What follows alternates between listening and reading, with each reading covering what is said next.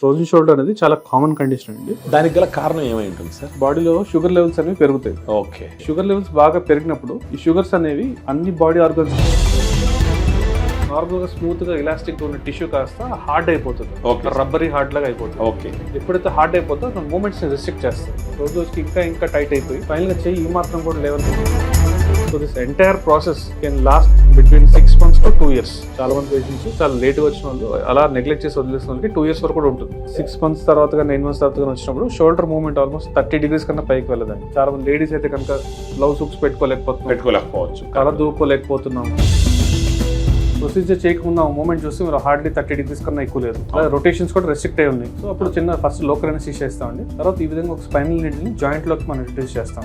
ఎప్పుడైతే radio effect die inject చేస్తాం ఇలా ఈ విధంగా మనకి డై అనేది అరౌండ్ ద జాయింట్ కనిపిస్తుంది. సో మనం జస్ట్ నార్మల్ సెలైన్ ఇంజెక్ట్ చేస్తాం. సో దీంట్లో మెడిసిన్స్ డ్రగ్స్ ఏవి ఉండవు. ఎంటైర్ ప్రొసీజర్ అరౌండ్ 15 minutes లో అయిపోతుంది. 15 minutes అంటే మీకు చూపించేది కూడా రియల్ టైం అండి. దీంట్లో ఏం ఆపరేషన్స్ కుట్లు ఏమి ఉండవు. Just small needle into the joint, inject normal saline just. ఎక్కువగా డయాబెటిక్ పేషెంట్స్ లో చూస్తుంటాం. వచ్చే 10 మంది ఫ్రోజన్ షోల్డర్ పేషెంట్స్ లో 7 to 8 of the patients are diabetic patients. Thyroid issues ఉన్న వాళ్ళు కూడా. Hello, welcome to Suman TV. నేను మీ సుబ్రహ్మణ్యం. ఈ రోజు Shri Manju hospital KPHB forum mall దగ్గర ఉన్నటువంటి హాస్పిటల్లో మనం ఉన్నాం. ఇక్కడ ఉండడానికి గల రీజన్ ఏంటి అంటే డాక్టర్ ప్రశాంత్ BRK సార్ వచ్చేసి ఆర్థ్రోప్లాస్టీ, ఆర్థ్రోస్కోపీ, అది కాకుండా ట్రామా సర్జన్, ఈ మూడిట్లో ఎక్స్పర్ట్ సారు. సో సార్ దగ్గరకి రావడానికి గల కారణం గురించి ఇప్పుడు మీకు చెప్తాను. నేను ఎంతో మందికి మన కుటుంబంలోనే చూస్తుంటాం, లేదంటే మన ఫ్రెండ్స్ లో చూస్తూ ఉంటాం. అప్పుడప్పుడు భుజం పట్టేసింది అని అంటారు. వాళ్ళ పరిస్థితి ఎలా ఉంటుందంటే భుజం అటు ఇటు కూడా గదపలేరు. నీళ్లు తాగాలన్నా, ఏదైనా ఎత్తుకోవాలన్నా, ఎవరికైనా షేక్ హ్యాండ్ ఇవ్వాలన్నా అసలు ఎంత ఘోరమైన పెయిన్ ఉంటుందంటే అంత పెయిన్ ఉంటుంది. దీనికి సంబంధించి డాక్టర్ ప్రశాంత్ BRK గారితో మాట్లాడి అలా వచ్చినప్పుడు తీసుకోవాల్సిన జాగ్రత్తలు వీటన్నిటి గురించి చర్చిద్దాం. Hello sir. Hello. So thank you very much sir. ఈరోజు సుమన్ టీవీతో ప్రత్యేకించి ఫ్రోజన్ షోల్డర్ గురించి మీ ఎక్స్పీరియన్స్, అది కాకుండా మీ ఇన్ని సంవత్సరాల ఎక్స్పీరియన్స్లో మీ దగ్గరికి ఎంతో మంది వచ్చి ఉంటారు. వాళ్ళు వచ్చినప్పుడు ఉన్న పరిస్థితి, తర్వాత మీరు చేసిన ప్రొసీజర్స్, ఆ తర్వాత వాళ్ళకి ఎలా అయ్యింది అన్నది మీ కళ్ళారా చూసుంటారు, మీ చేతులారా చేసుంటారు. సో దాని గురించి కొంచెం ఎక్స్ప్లెయిన్ చేస్తారా సార్? ఈ ఫ్రోజన్ షోల్డర్ అనేది చాలా కామన్ కండిషన్ అండి. Okay sir. ఎక్కువగా డయాబెటిక్ పేషెంట్స్ లో చూస్తుంటాం. డయాబెటీస్ ఉన్న వాళ్ళకి భుజం పట్టడం సాధారణం. వచ్చే 10 మంది ఫ్రోజన్ షోల్డర్ పేషెంట్స్ లో 7 to 8 of the patients are diabetic patients. Sir అంటే సార్ దీన్ని బట్టి డయాబెటీస్ ఉన్న వాళ్ళు కొంచెం భుజం నొప్పి వేసినా కూడా అది ఫ్రోజన్ షోల్డర్ అని గుర్తించాలని మీరు అంటారు. Okay sir. సో డయాబెటీస్ తో పాటు కొంచెం థైరాయిడ్ ఇష్యూస్ ఉన్న వాళ్ళు కూడా ఇది రావడానికి ఛాన్సెస్ ఫ్రోజన్ షోల్డర్ వచ్చేదాన్ని. ఇంకా ఫ్యూ అదర్ రీజన్స్ ఉంటాయి. అంటే ఎట్లా అంటే ఇప్పుడు మనకి చెయ్యికో లేకపోతే ఎల్బోకో సర్జరీ అయ్యి ఓకే సార్ చాలా రోజులు మనం ఇమోబిలైజ్ అయ్యి పౌచ్ లో పెట్టుకోవడం వల్ల షోల్డర్ ఎక్కువ మూవ్ చేయకపోవడం వల్ల కొంతమంది పట్టేస్తుంది, స్టిఫ్నెస్ వస్తుంది. ఓకే. ఇంకొకసారి direct trauma to the shoulder అంటే భుజానికే తగలడం, చిన్న చిన్న దెబ్బలు తగలడం, తెలియకుండా మనం దాన్ని ఎక్కువ రోజులు కదిలించుకోవడం ఉండడం వల్ల కూడా ఒకసారి కొంతమంది పట్టేస్తుంది. Okay. So these are all the multiple reasons. But most common reason is diabetes. అంటే 10 మందిలో 7 నుంచి 8 మందికి మాత్రం డయాబెటీస్ ఉన్న వాళ్ళే ఉంటారు ఈ ఫ్రోజన్ షోల్డర్ పేషెంట్స్. దానికి గల కారణం ఏమై ఉంటుంది సార్? సో ఈ డయాబెటీస్ లో ఏంటంటే మన బాడీలో షుగర్ లెవెల్స్ అనేవి పెరుగుతాయి. అందరికి తెలిసిన విషయం. ఓకే. ఈ షుగర్ లెవెల్స్ బాగా పెరిగినప్పుడు ఈ షుగర్స్ అనేవి అన్ని బాడీ ఆర్గన్స్ ని ఎఫెక్ట్ చేస్తాయి, దెబ్బతీస్తాయి. కరెక్ట్. కిడ్నీస్ ని కానీ, కంటి చూపుని కానీ, నరాలని కానీ, అలా the same time connective tissues అంటారు బాడీలో. అంటే కనెక్టివ్ టిష్యూస్ ఎముకలకి కండరాలకి మధ్య టిష్యూస్ ని కనెక్టివ్ టిష్యూస్ అంటారు. Okay. These connective tissues are made up of collagen. Okay. So ఈ కొల్లాజన్ అనేది మన మజిల్ లో ఎక్కడైతే ఉంటుందో ఆ కొల్లాజన్ ప్రోటీన్స్ పైన ఈ షుగర్ క్రిస్టల్స్ అనేవి డిపాజిట్ అవుతాయి. పట్టేస్తాయి ఆ కండరాలని. స్మూత్ గా ఇలాస్టిక్ గా ఉన్న టిష్యూ కాస్త హార్డ్ అయిపోతుంది. అప్పుడు చేయి తిప్పలేం. సో నార్మల్ గా మనం చేయి తిప్పడానికి కావాల్సిన కండరాలు ఏవైతే ఉంటాయో అని క్యాప్సూల్ అంటాం. Okay sir. ఇది మన షోల్డర్ జాయింట్ అండి.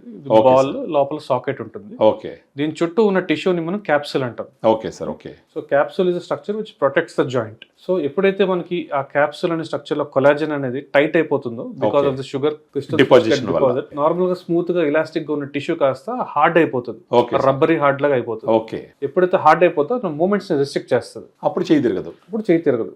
ఓకే. సో ఇదేంటి గ్రాడ్యువల్ గా మనం చేయకపోవడం వల్ల రోజుకి ఇంకా టైట్ అయిపోయి ఫైనల్ గా చెయ్యి ఈ మాత్రం కూడా లేవని పరిస్థితికి వచ్చేస్తుంది.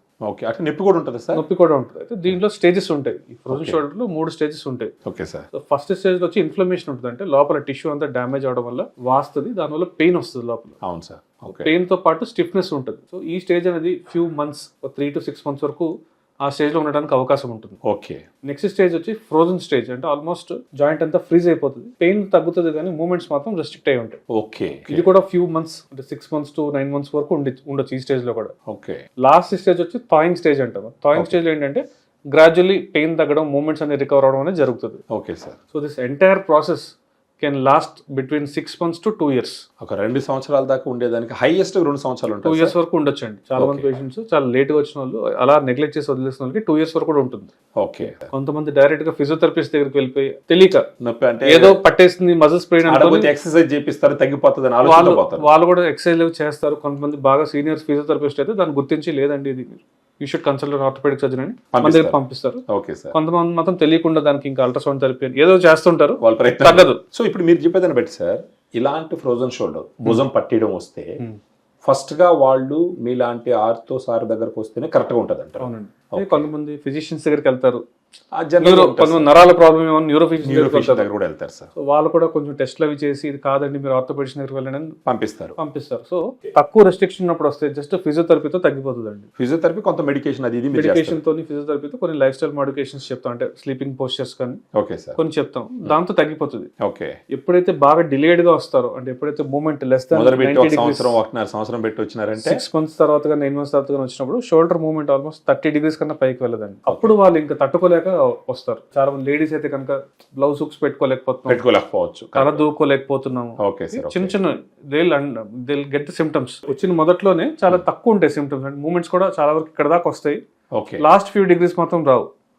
ఆ స్టేజ్ లో కనుక మన దగ్గరకు వస్తే జస్ట్ మందులతోనో ఫిజియోథెరపీతోనో తగ్గిపోతుంది.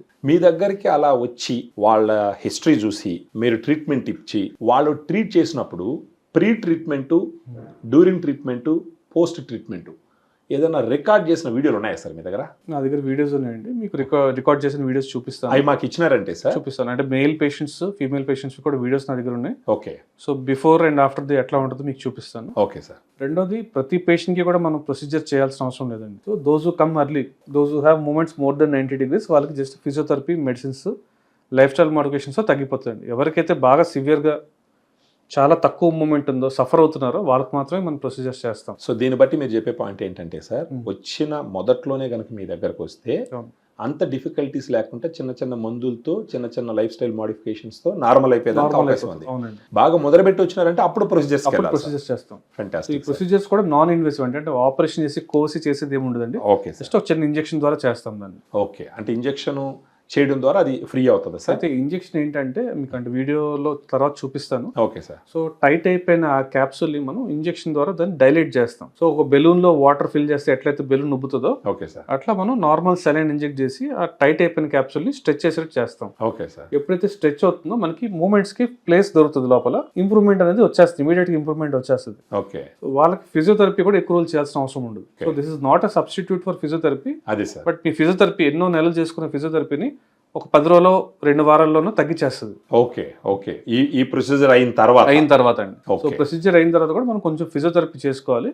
కాకపోతే 6 months 9 months చేసుకోవాల్సిన ఫిజియోథెరపీ కాస్త మీకు 10 days 2 weeks లో రికవర్ అయిపోతారు కంప్లీట్ గా. సో అక్కడ కూడా వాళ్ళ టైం సేవ్ చేసుకోవచ్చు, వాళ్ళ మనీ సేవ్ చేసుకోవచ్చు, తొందరగా వాళ్ళు చేసే పనికి వాళ్ళు బ్యాక్ అవ్వచ్చు. Okay sir. ఎగ్జాక్ట్లీ. సరే సార్, ఇప్పుడు మీ దగ్గరికి ఎంతో మంది పేషెంట్స్ వారానికి 2-3 వస్తారని అంటారు. వాళ్ళ ఆడవాళ్ళలో చేస్తుంటే ఏదైనా ఉంటే ఒక పేషెంట్ మీకు ఎలా చేసినారో ఒకరోజు చూపించండి. అదేవిధంగా మగవాళ్ళలో కూడా ఎవరికైనా చేస్తుంటే ఎలా చేసినారు, ఆ తర్వాత ఏమైంది కొంచెం మాకు ఎక్స్ప్లెయిన్ చేయండి సార్. షూర్ అండి. సో ఇప్పుడు మీకు ఒక యంగ్ ఫీమేల్ చూపిస్తాను. ఆవిడకి 3-4 months నుంచి షోల్డర్ పెయిన్ వచ్చి ఆల్మోస్ట్ రెస్ట్రిక్టెడ్ మూమెంట్స్ ఉన్నాయి, అవి కూడా మీకు చూపిస్తాను. Okay sir. సో వీళ్ళు ఏం చేస్తారంటే ఆపరేషన్ థియేటర్ చేస్తామండి ప్రొసీజర్ అంతా కూడా. Okay sir. కొంచెం ఎనస్థీషియా, మైల్డ్ ఎనస్థీషియా, చిన్న మాస్క్ పెట్టి వాళ్ళు కొంచెం కొన్ని ఇంజెక్షన్స్ చేయగానే నిద్రపోతారు వాళ్ళు. ఓకే. సో నిద్రపోయే టైంలో మనం చిన్న ఇంజెక్షన్ చేస్తాం. సో ఇంజెక్షన్ ఎట్లా చేస్తాం మీకు చూపిస్తాం. Okay sir. సో కనుక మీరు చూస్తే ప్రొసీజర్ చేయకముందు ఆ మూమెంట్ చూస్తే మీరు హార్డ్లీ 30 degrees కన్నా ఎక్కువ లేదు, రొటేషన్స్ కూడా రెస్ట్రిక్ట్ అయి ఉన్నాయి. సో అప్పుడు చిన్న ఫస్ట్ లోకల్ ఎనస్థీషియా ఇస్తామండి. ఈ విధంగా ఎక్కడైతే మనం నీడిల్ ఇంజెక్ట్ చేస్తాం జాయింట్ లో, అక్కడ చిన్న లోకల్ ఎనస్థీషియా ఇన్ఫిల్ట్రేట్ చేస్తాం. ఓకే. తర్వాత ఈ విధంగా ఒక స్పైనల్ నీడిల్ ని జాయింట్ లోకి మనం ఇంట్రడ్యూస్ చేస్తాం. Okay sir. ఇది మనం సియామ్ అనే మిషన్ లో చూస్తాం. ఓకే. ఎప్పుడైతే ఈ నీడిల్ అనేది మనకు జాయింట్ లో ఉందని కన్ఫర్మ్ అవుతుందో, ఓకే, చిన్న రేడియోపెక్ డై ఇంజెక్ట్ చేస్తామండి. Okay sir. సో ఈ రేడియోపెక్ డై ఏం చేస్తా అంటే మనకి నీడిల్ అనేది జాయింట్ లో ఉందా లేదా అనేది కన్ఫర్మ్ చేస్తుంది. ఓకే. సో ఇప్పుడు మీరు చూస్తే కనుక just injecting a small radiopaque dye into the joint. అదే సార్. సో ఎప్పుడైతే రేడియోపెక్ డై ఇంజెక్ట్ చేస్తాం ఇలా ఈ విధంగా మనకి డై అనేది అరౌండ్ ద జాయింట్ కనిపిస్తుంది. అది మీకు ఒక సూచన లాగా confirmation that needle is in the. Okay sir. మనం జస్ట్ నార్మల్ సెలైన్ ఇంజెక్ట్ చేస్తాం. సో దీంట్లో మెడిసిన్స్ డ్రగ్స్ ఏవి ఉండవు. నార్మల్ సెలైన్ అండి. నార్మల్ మనం సెలైన్ ఇంజెక్ట్ చేస్తాం. అదే సెలైన్ కొంచెం ఆ పట్టుని వదిలిస్తుంది అండి. సో టైట్ అయిపోయిన జాయింట్ ని అది వదిలిస్తుంది. ఓకే. సో మనం అన్నట్టు ఫ్రీ చేస్తుంది. ఫ్రోజన్ షోల్డర్ అనే దాన్ని టైట్ అయిపోయిన జాయింట్ ని ఇది ఫ్రీ చేస్తుంది. ఫ్రీ చేయడం వల్ల మనకి అడిషన్స్ అన్ని బ్రేక్ అయ్యి మూవ్మెంట్స్ అన్ని ఫ్రీ అవుతాయి. Okay. If you see we inject around 80 to 100 ml of normal saline into the joint. Okay. ఒకసారి ఇంజెక్ట్ చేసిన తర్వాత ఎలాగో మత్తులో ఉంటారు కాబట్టి అడిషన్స్ రిలీజ్ చేయడానికి జాయింట్ ని మనం అన్ని డైరెక్షన్స్ లో తిప్పుతామండి. అప్పుడు ఫ్రీ అవుతుంది. సో అప్పుడు చేసేటప్పుడు కూడా మనకి అడిషన్స్ అవి రిలీజ్ అయినట్టు సౌండ్స్ వస్తూ ఉంటాయి, తెలుస్తూ ఉంటుంది. సో టైట్నెస్ అంతా కూడా ఆ సమయంలో వాళ్ళకి నొప్పి అయితే తెలియదు, ఎందుకంటే mild so entire procedure around 15 minutes లో అయిపోతుంది. 15 minutes అంటే మీకు చూపించేది కూడా రియల్ టైం అండి. దీంట్లో ఏం ఆపరేషన్స్ కుట్లు ఏం ఉండదు. Just small needle into the joint, inject normal saline and just rotate in all directions. మన షోల్డర్ అనేది చాలా మొబైల్ జాయింట్ అండి. చిన్న సాకెట్ పెద్ద బాల్ ఉంటుంది. సో ఎటు పడితే మనం తిప్పొచ్చు షోల్డర్. ఓకే. అందుకనే అది ఫస్ట్ ఎఫెక్ట్ అవుతుంది. Okay sir. ఎందుకంటే ఇట్స్ మోస్ట్ మొబైల్ జాయింట్, అదే ఫస్ట్ ఎఫెక్ట్ అవుతుంది డయాబెటిక్ పేషెంట్స్. సో అన్ని జాయింట్స్ ఎఫెక్ట్ అవుతాయి because shoulders very hyper mobile. అది కొంచెం అర్లీగా ఎఫెక్ట్ అవుతుంది. ఓకే. ఇప్పుడు మీరు విధంగా చూస్తే మనం అన్ని డైరెక్షన్స్ చేతిని తిప్పి అడిషన్స్ అన్ని రిలీజ్ ఇంతకు ముందు తిరగలేదు. ఇప్పుడు మీకు క్లాస్ లో చూపిస్తాను. కంప్లీట్ గా చేయి పైకి వెళ్తుంది వితౌట్ మచ్ ఎఫర్ట్. ఈజీగా తిరుగుతుంది. ఇంతకు ముందు మీరు ఎట్టి అన్నా కానీ చేయి వదిలేసినా కూడా అట్లా పడిపోతుంది. ఓకే. ఇంతకు ముందు అలా లేదు. ఇంతకు ముందు లేదు. ఎస్, కంప్లీట్ గా ఫ్రీ అయిపోతుంది అండి చేయి. ఓకే. ఓకే. చేయి ఇలా అనంగా వదిలేయగానే వెళ్ళిపోతుంది చేయి. ఇప్పుడు దీనివల్ల సార్ ఈ ప్రొసీజర్ అయిపోయిన తర్వాత వాళ్ళు నార్మల్ గా అనస్థీషియా నుంచి బయటకు రాగానే మైల్డ్ పెయిన్ ఉంటుంది. ఆ మైల్డ్ పెయిన్ కి కూడా మనం మెడిసిన్స్ అవి ఇస్తాం. ఒక 1 day రోజుల్లో సెట్ అయిపోవచ్చు సార్. అది నెక్స్ట్ డే నుంచి మీరు చూస్తే కనుక నెక్స్ట్ డేనే చేయి పైకి లేపేస్తుంది. అచ్చా, నెక్స్ట్ డే 1 ఈజీగా చేయలేపడానికి వస్తుందండి. ఓకే. సో అట్లానే విదిన్ 10 days 2 weeks అంటే డిపెండ్స్ అండి. పేషెంట్ ఎంత యంగ్ అయితే రికవరీ అంత ఫాస్ట్ గా ఉంటుంది. పేషెంట్ ఏజ్ పెరిగే కొద్ది రికవరీ కూడా కొంచెం డిలే. వాళ్ళ నొప్పి తట్టుకునే శక్తి కొంచెం తక్కువ ఉంటుంది కాబట్టి అవును సార్ కొంచెం డిలే అవుతుంది. బట్ ఓవరాల్ గా డిలే అంటే ఎన్ని రోజులు అవచ్చు సార్? బహుశా 2 weeks to 1 month అండి మాక్సిమం. ఆ తర్వాత నార్మల్ అయిపోతుంది. ఓకే. సో ఈ ఫ్రోజన్ షోల్డర్ అనేది బోత్ సైడ్స్ రావచ్చండి, ఒక వైపే వచ్చిందని కాదు. ఓకే. చాలా మందికి ఒక 6 months లేకపోతే 1 year తర్వాత ఒకటి కంప్లీట్ గా రికవరీ అయిన ఇంకో దాంట్లో స్టార్ట్ అవుతుంది, వచ్చే అవకాశం ఉంటుంది. ఎప్పుడైతే రెండోది మనకు వస్తుందో ఆల్రెడీ మనం ఒక సైడ్ సఫర్ అయ్యాం కాబట్టి సెకండ్ వెంటనే మనం గుర్తించి వస్తే గనక ఓన్లీ ఫిజియోథెరపీతోనే తగ్గిపోతుందండి. సో ఇదే ప్రొసీజర్ చాలా మంది ఆర్థ్రోస్కోపీ సర్జరీస్ ద్వారా కూడా చేస్తూ ఉంటారు. కానీ కరెక్ట్ కాదని చెప్పను, బట్ ఓకే సార్ అది కూడా సైంటిఫిక్లీ కరెక్టే. బట్ ఏంటంటే ఇట్స్ మోర్ ఇన్వెసివ్. అంటే మళ్ళీ అడ్మిట్ అవ్వాలి, ఇక్కడ హోల్స్ పెడతారు, మళ్ళీ కెమెరా లోపల పెట్టి షేవర్ తో దాన్ని రిలీజ్ చేయడం ఇవన్నీ చేస్తారు. అది ఏ టైంలో అవసరం ఉంటుంది సార్? ఇప్పుడు మేమైతే ఇంజెక్షన్ చేస్తామో సేమ్ అదే దాన్ని కొంతమంది ఆర్థ్రోస్కోపిక్ పద్ధతిలో కూడా చేస్తారు. సో ఇదివరకు మేము కూడా చేసేవాళ్ళం ఆ పద్ధతి. Okay. This is much more cost effective, తక్కువ ఖర్చులో అయిపోతుంది. స్టిచెస్ ఉండవు, పెయిన్ పెద్దగా ఉండదు, జస్ట్ చిన్న ఇంజెక్షన్ మాత్రమే ఉంటుంది. అంతా అయిపోయిన తర్వాత పేషెంట్ కనుక డయాబెటిక్ అయితే we don't give any steroid inside. Okay. Diabetic కాకపోతే చిన్న ఒక 2 ml ఆఫ్ స్టెరాయిడ్ కూడా మనం ఇంజెక్ట్ చేయొచ్చు into the joint. Okay sir. End of the procedure. దానివల్ల ఏంటంటే కొంచెం నొప్పి లేకుండా ఉంటుంది. అదే సార్. కొంచెం లోకల్ డయాబెటిక్ పేషెంట్ అయితే స్టెరాయిడ్స్ వాడే ఛాన్స్ ఉండదు. Super sir. నాన్ డయాబెటిక్ అయితే మాత్రం చిన్న 2 ml కొంచెం లో డోస్ స్టెరాయిడ్ ఇస్తాం. ఒకవేళ డయాబెటిక్ పేషెంట్ అయ్యింది మీరు స్టెరాయిడ్ ఇవ్వలేదు అనుకోండి, వాళ్ళకి ఒకరు నొప్పి ఎక్కువ రోజులు ఉండే అవకాశం ఉంటుంది. డయాబెటిక్ పేషెంట్స్ కి ఏంటంటే నొప్పి అనేది ఉండదండి. ఓకే. డయాబెటిక్ పేషెంట్స్ కి నొప్పి అనేది చాలా తక్కువ ఉంటుంది. అందుకే వాళ్ళు డిలేడ్ గా దాన్ని గుర్తిస్తారు. ఓకే. వాళ్ళకి వచ్చినా కూడా డయాబెటిక్ పేషెంట్స్ వాళ్ళకి స్టిఫ్నెస్ ఉన్నా వాళ్ళు గుర్తించరు, నొప్పి తెలియదు, నొప్పి తక్కువ ఉంటుంది వాళ్ళకి. పెయిన్ సెన్సిటివ్నెస్ తక్కువ ఉంటుంది, నరాలు అవి కూడా ఎఫెక్ట్ అవుతాయి కాబట్టి పెయిన్ తొందర రాదు కాబట్టి వాళ్ళు చాలా డిలేడ్ స్టేజ్ లో దాన్ని రియలైజ్ అవుతారు. అంటే మరి ఇలాంటప్పుడు డయాబెటీస్ వాళ్ళకి నొప్పి రాదు. మరి ఏది గుర్తించి వాళ్ళు మీ దగ్గర? డయాబెటిక్ పేషెంట్స్ ఏంటంటే పొద్దునే లేవగానే డైలీ ఒకసారి అన్ని జాయింట్స్ ని మూవ్మెంట్స్ చెక్ చేసుకోవాలి వాళ్ళు. Daily after you get up. Important point sir. Daily after you get up those are diabetic patient just ఒకసారి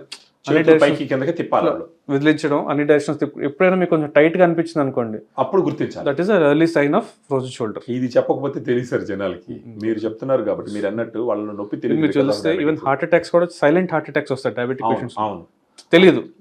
అది కూడా వన్ ఆఫ్ ద రీజన్. వాళ్ళకి గుండె నొప్పి వచ్చిన వాళ్ళకి తెలియదు. నార్మల్ పేషెంట్స్ కి తెలుస్తుంది, చెస్ట్ పెయిన్ తెలుస్తుంది. డయాబెటిక్ పేషెంట్స్ కి పాపం చెస్ట్ పెయిన్ కూడా తెలియదు. అందుకే సైలెంట్ ఎంఐ అంటారు, అంటే సైలెంట్ గా హార్ట్ అటాక్ వస్తుంది. అదే సార్. ఫస్ట్ సిమ్టమ్స్ కూడా ఎట్లా ఉంటాయంటే నైట్ టైం పెయిన్ ఉంటుంది, పొద్దున పూట ఏముండదు. రాత్రిపూట పెయిన్ ఉంటుంది, పడుకున్న నైట్ పెయిన్ అంటారు దాన్ని. అటువైపు తిరిగి పడుకుని ఎఫెక్టెడ్ సైడ్ కనుక తిరిగి పడుకుంటే కనుక పెయిన్ ఎక్కువ ఉంటుంది. ఇవన్నీ ఎర్లీ సైన్స్ అండి, దాంట్లోనే గుర్తించి వస్తే చాలా మంచిది. మంచిది. Okay sir. సో ఈ ఫ్రోజన్ షోల్డర్ అనేది మనం ఏమి చేయకపోయినా కూడా it's self limiting condition. Okay, మనం ఏ ట్రీట్మెంట్ తీసుకోలేదు, ఏ టాబ్లెట్ వాడలేదు, ఏ ఫిజియోథెరపీ చేయలేదు, ఆటోమేటిక్ గా అది 2 years లో తగ్గిపోయి నార్మల్ మూమెంట్స్ వచ్చేస్తాయి. కానీ ఈ లోపల హింస భరించాలి, ఈ లోపు మనం తట్టుకోలేము, day to day activities restrict అవుతాయి కాబట్టి ప్రొసీజర్ చేయించుకోవాలి. చాలా మంది లైఫ్ లాంగ్ ఉండిపోతుందా, లైఫ్ లాంగ్ మనం చేయి వాడలేమా అన్న భయం అనేది అవసరం లేదు. ఉంటాయి సార్, ఉంటాయి. అది అవసరం లేదు, ఎందుకంటే ఆటోమేటిక్గా it's self limiting condition. Thank you sir, thank you sir. So చూసినారు కదా, ఒకవేళ మీరు డయాబెటీస్తో సఫర్ అవుతున్నారు అని అనుకుందాం, ఉదయాన్నే లేయంగానే డాక్టర్ గారు చెప్పేది ఏంటంటే ఒకసారి చేతులు అటు ఇటు తిప్పి చూసుకోవాలి, ఎందుకంటే మీలో పెయిన్ సెన్సేషన్ ఒకరోజు తక్కువ ఉంటుంది షుగర్ ఉండడం వల్ల. ఈ డయాబెటీస్ వల్లే ఎందుకు అని అంటే, ఒక 10 మంది ఫ్రోజన్ షోల్డర్తో వస్తే వాళ్ళలో 7 నుంచి 8 మంది డయాబెటీస్ ఉన్న వాళ్ళకే ఇది వస్తుంది. దానికి రీజన్ కూడా సార్ ఎక్స్ప్లెయిన్ చేసినాడు. ఫ్రోజన్ షోల్డర్ అనగానే అక్కడేదో ఆపరేషన్ చేసేస్తారు, మళ్ళీ మనకి ఇబ్బంది అయిపోతుంది అనేసి భయాందోళనలు చెందకుండా వచ్చిన మొదట్లోనే గుర్తించి డాక్టర్ గారి దగ్గరకు వస్తే జస్ట్ 15 నిమిషాల్లో సింపుల్ ప్రొసీజర్తో, అది కూడా ఒకవేళ సివియర్ కేసు అయితే, అలా కాకుండా మొదట్లోనే గుర్తించి వచ్చినారంటే సింపుల్ ఫిజియోథెరపీ చిన్న చిన్న టాబ్లెట్స్తో నయం చేసేస్తాం అంటున్నారు. ఈవెన్ ఇంకొక పాయింట్ ఏంటి అంటే, డయాబెటీస్ ఉంటే ఎట్టి పరిస్థితుల్లో స్టెరాయిడ్ ఇంజెక్షన్స్ కూడా వాడమని చెప్తున్నారు. ఇది చాలా ఇంపార్టెంట్. స్టెరాయిడ్ ఇంజెక్షన్స్ విరివిగా వాడితే జరిగే నష్టాల గురించి కూడా మీకు అంతో ఎంతో అవగాహన ఉంటుంది. సో ఈ పాయింట్లన్నీ మనసులో పెట్టుకొని డాక్టర్ ప్రశాంత్ బిఆర్కే గారు చెప్పినట్టు ఇమ్మీడియట్గా శ్రీ మంజు హాస్పిటల్కి డాక్టర్ ప్రశాంత్ బిఆర్కే గారి దగ్గరకు వస్తే కనుక మీరు వచ్చింది తెలీదు పోయింది తెలీదు అన్నట్టు ట్రీట్మెంట్ చేసి మిమ్మల్ని నార్మల్ చేసి పంపిస్తామని చెప్పేసి ప్రశాంత్ సార్ చెప్తున్నారు. ఎవరికున్నా సరే, మీ ఇంట్లో అయినా సరే, మీ పక్కింటి వాళ్ళైనా సరే, మీ ఫ్రెండ్ సర్కిల్ అయినా సరే, మీ బంధువులైనా సరే, వాళ్ళకి అవగాహన కల్పించి వాళ్ళు ఈ ఫ్రోజన్ షోల్డర్ అనేటటువంటి ఒక ప్రాబ్లంతో 2 సంవత్సరాలు సఫర్ అవ్వకుండా తొందరగా నయం చేసుకునే విధంగా మీరు సహాయం చేసి వాళ్ళని శ్రీ మంజు హాస్పిటల్కి పంపించినారంటే వాళ్ళు ఒక క్వాలిటీ ఆఫ్ లైఫ్ లీడ్ చేస్తారని చెప్పేసి డాక్టర్ గారు చెప్తున్నారు. Thank you very much. Keep watching.